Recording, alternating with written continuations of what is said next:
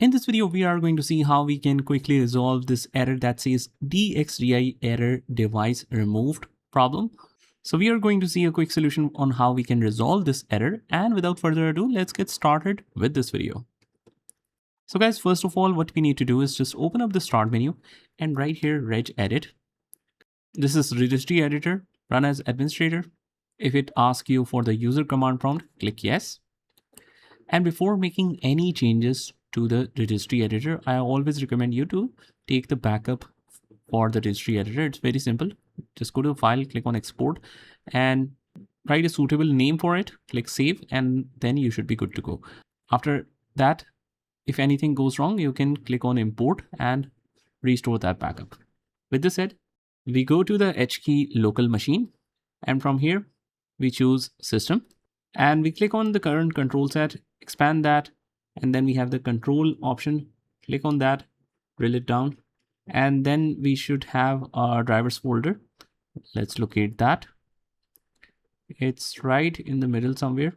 So we scroll down and actually search for in the G category. It should be graphics driver actually. So graphics driver, here it is. And once we click on that, it should open the configuration on our right. We just right click on that, click on new and click on D word 32-bit value.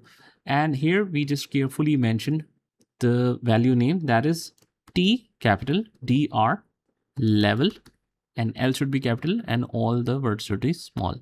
So you should write in exactly the same way like I did, hit enter. And it's already set to 0, but if it is not, you just double click on it and you change the value to 0 and hit OK. And after that, just close out of here. Let's go to the start menu again, and this time we will open up the device manager, and under the device manager we will head over to the display drivers. These are the display drivers, and whatever display driver you have, you just right click on that, click on update driver, and from here we select browse my computer for the drivers. Let me pick from the list available, and the ideal would be shown right here. Since I'm using the VMware, I will choose the suitable driver for that. Click on next and it will install the drivers for me. It might blink a screen for a while, so don't worry about that.